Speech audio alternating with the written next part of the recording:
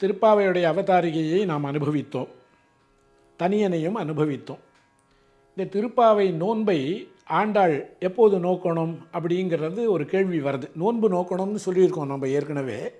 அந்த நோன்பை எப்பொழுது நோற்பது அப்படிங்கிறது ஒரு கேள்வி வருது. ஆண்டாள் அதற்கான அந்த காலத்தை நியமனம் செய்கிறாள்.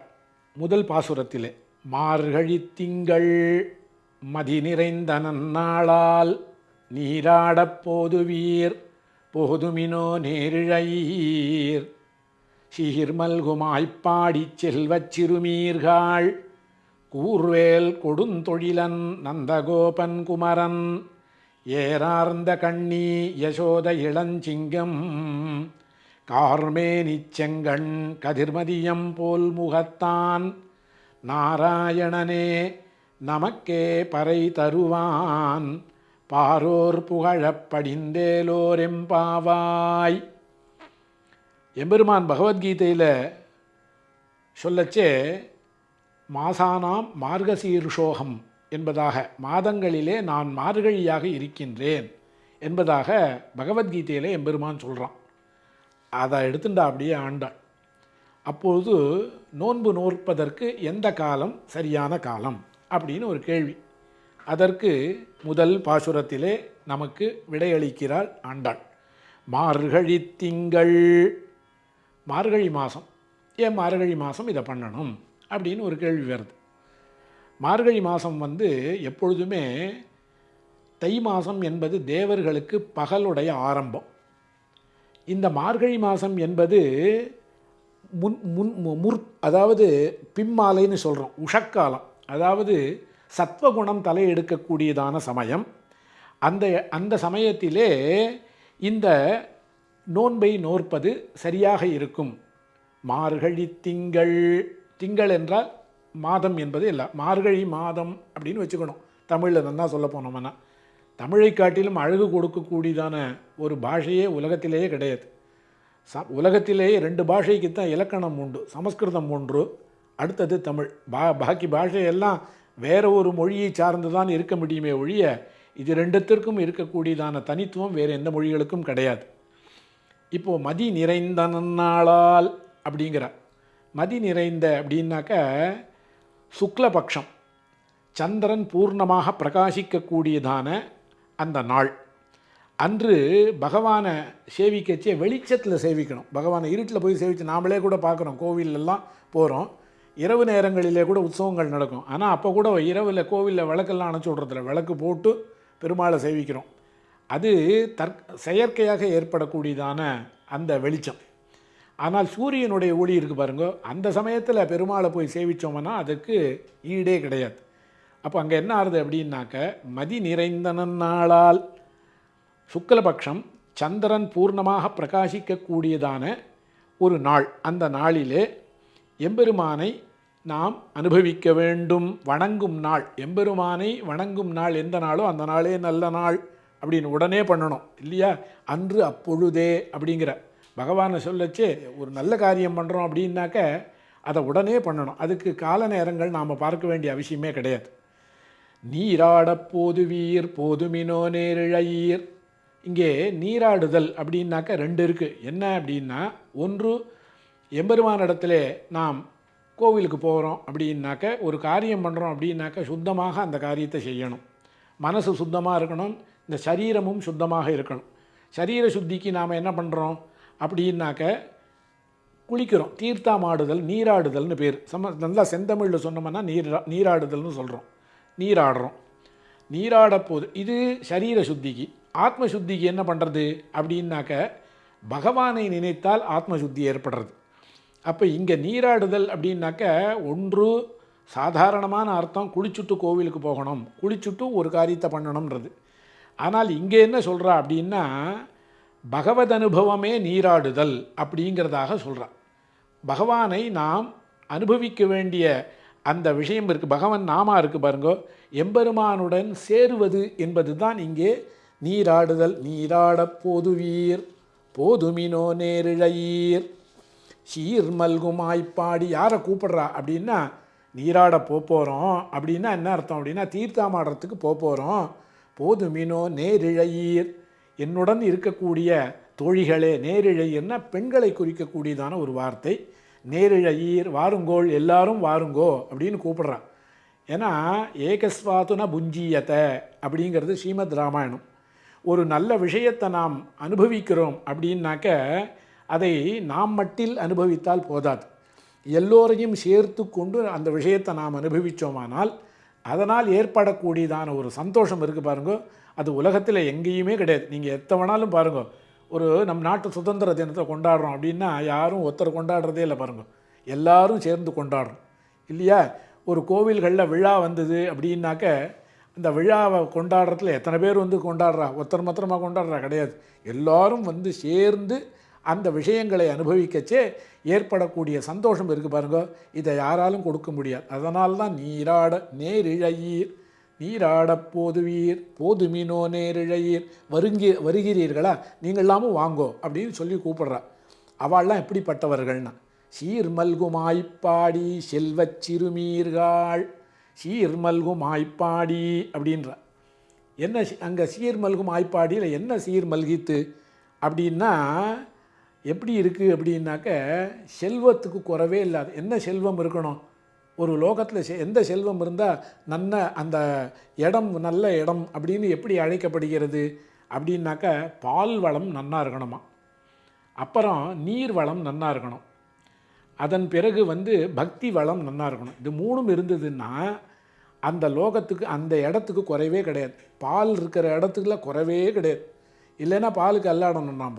நீர் வளம் இல்லைன்னா போச்சு, பக்தி வளம் இல்லைன்னா போச்சு. இது மூணும் இருந்ததுன்னா அங்கே குறைவே இல்லை என்பதாக சொல்கிறார். அது மூணும் இங்கே திருவாய்ப்பாடியில் இருக்குது. ஏன்னா முன்னாலேயே நம்ம பார்த்தோம், தன்னை ஒரு ஆய்ப்பாடி சிறுமியாக எண்ணிக்கொண்டு ஆண்டாள் இந்த திருப்பாவையை பண்ணுவதால் இதை அடிக்கடி நம்ம சொல்ல வேண்டியதாக இருக்குது. இது இங்கே விசேஷமாக சொல்லப்படுகிறது. அதனால் ஆய்ப்பாடி என்பதாக நிறைய இடத்துல இந்த திருப்பாவையில் இந்த வார்த்தைகள்லாம் வருகின்றன. இப்போது சீர் மல்கும் ஆய்ப்பாடி செல்வச் சிறுமீர்கள், பெரியவர்களை கூட்டுண்டு போகிறது ஒன்றும் பெரிய விஷயம் கிடையாது பக்திக்கு.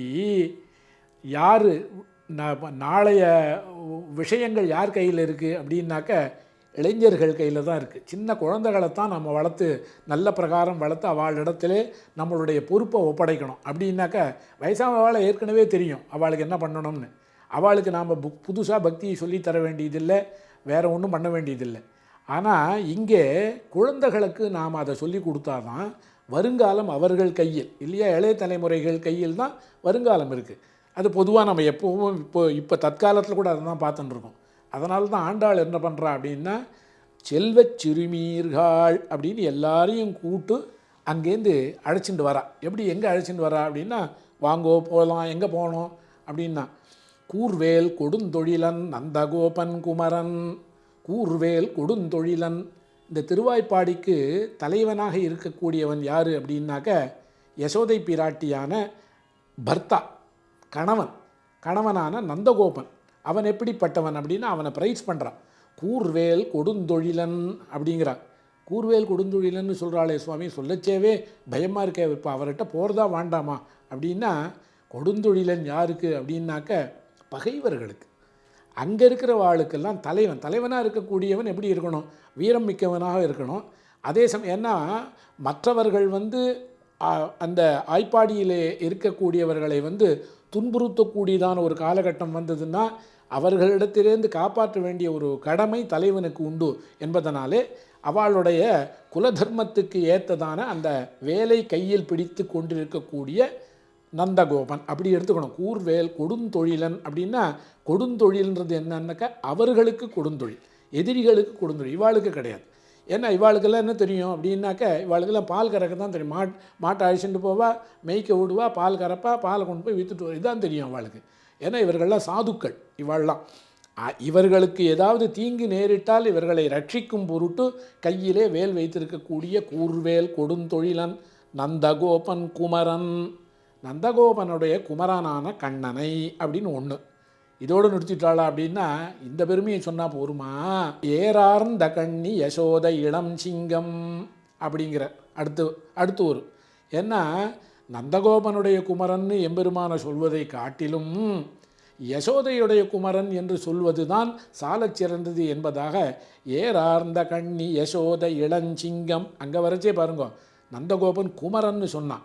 இங்கே சொல்லச்சே யசோதை இளஞ்சிங்கம் அப்படின்னா ஒரு சின்ன சிங்கமானது எப்படி இருக்கும் பார்த்தா சிங்கத்துக்கு உடைய கம்பீரம் எந்த விலங்குகளுக்கும் கிடையாது.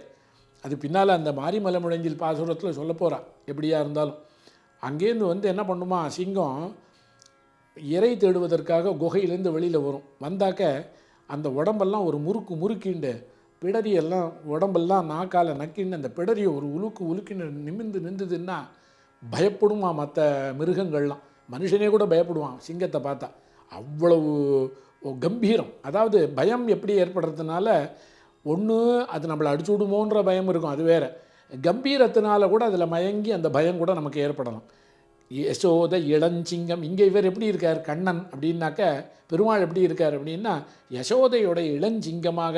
அப்படின்னா பயமுறுத்தும்படியாக இருக்காரான்னா இல்லை, யசோதை பக்கத்தில் இருக்கிறதுனால அடங்கி இருக்காராம். அங்கே பார்க்குறதுக்கு அழகாக, ரொம்ப அழகாக இருக்கார்.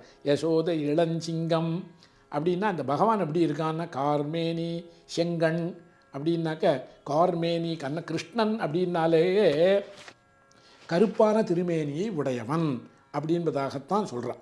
கருப்பாக பெருமாள் கண்ணங்கரேன்னு இருப்பார் இல்லையா, நாவல் பழம் எப்படி இருக்கும் அந்த மாதிரி இருப்பார் பெருமாள்.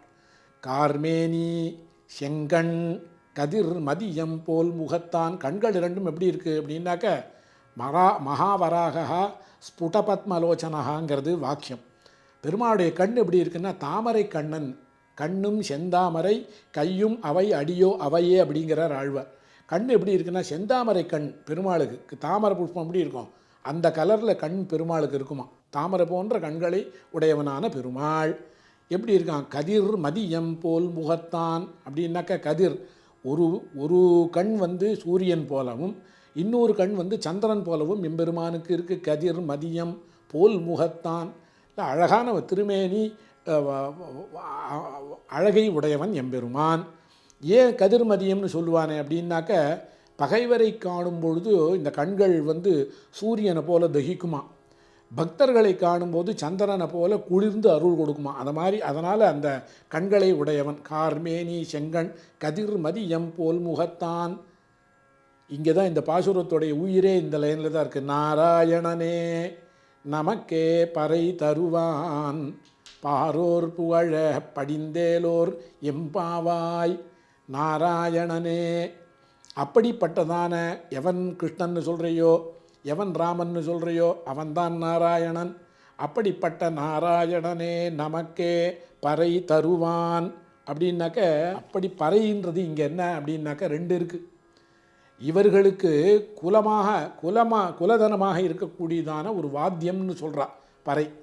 பகவானையே அடைவது தான் இவளுடைய எண்ணம் ஆனபடியினாலே அந்த எம்பெருமானிடத்திலே பக்தி கொண்டு பறை அப்படின்னாக்க கைங்கரியம்னு சொல்கிறோம். இங்கே எம்பெருமானிடத்திலே போய் நாம் கோவிலில் பார்த்தோம்னாக்கா நிறைய பேர் ஒருத்தர் புஷ்பம் தொடுத்து கொடுத்துட்டுருப்பா, ஒருத்தர் தீவெட்டி பிடிச்சுட்டுருப்பா, ஒருத்தர் கோவிலில் இருக்கிற விளக்கெல்லாம் தொடச்சுட்டுருப்பா, ஒருத்தர் தீபம் ஏற்றின்னு இருப்பா.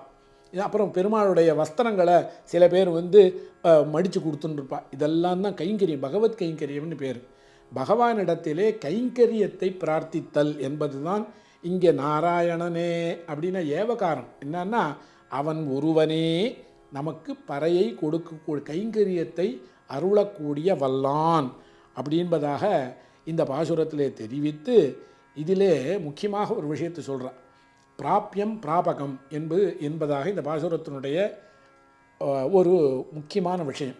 பிராப்பியம் என்ன அப்படின்னா, நாம் அடைய வேண்டியதான பலன் பிராப்பியம். பிராபகம்னா அதை அடைவதற்கு என்ன வழி, இது ரெண்டு தான் முக்கியம். நமக்கு ஒரு இடத்துக்கு போகிறோம் அப்படின்னாக்கா இப்போல்லாம் கூகுள் மேப்புன்னு போட்டு கொடுத்துட்றா இல்லையா.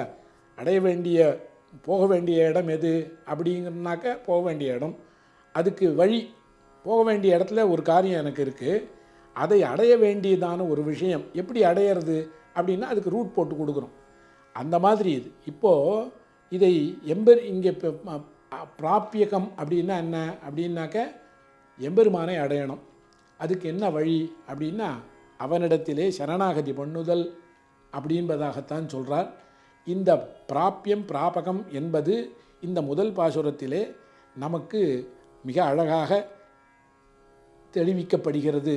அதனாலே இந்த மார்கழி மாதத்திலே இந்த நோன்பை நோற்றோமேயானால் நமக்கு அதற்கு ஒரு நாள், அதாவது ஒரு தற்கால ரீதியாக சொல்ல போனோம் அப்படின்னு வச்சுக்கோங்களேன், ஒரு போர்டு மீட்டிங் நடக்கிறதுனாக்கா வெறுமை போய் பேசிவிட மாட்டாங்க. அதில் முதல்ல நோட்டீஸ்னு ஒன்று கொடுக்குறான். நோட்டீஸில் அதுக்கப்புறம் ஒரு அஜெண்டான்னு ஒன்று இருக்கும். அதில் என்னென்ன விஷயங்கள் நாம் விவாதிக்க போகிறோம் அப்படிங்கிறத அதில் சொல்லுவாள், என்னென்ன விஷயங்கள்னு. கடைசியில் ஒன்று போட்டிருப்பா, எனி அதர் சப்ஜெக்ட்னு ஒன்று இருக்கும். அது விஷயம் தெரிஞ்சவாளுக்கெல்லாம் பார்த்தோம்னா தெரியும். அதில் என்னன்னாக்க அந்த முக்கியமாக ஒரு 10 விஷயங்கள் விவாதிக்க போகிறோம்.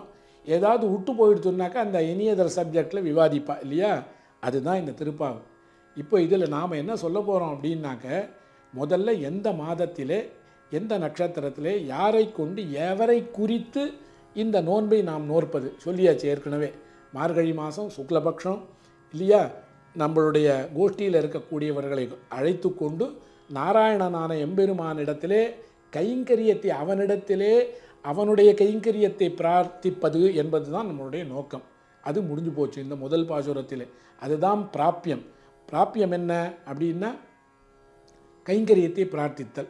பிராபகம் என்ன அப்படின்னா அந்த கைங்கரியத்தை பெறுவதற்கு என்ன வழி அப்படின்னு கேட்டோமானால் அது மேற்கொண்டு பாசுரத்திலே இனிமேலும் தொடரும்.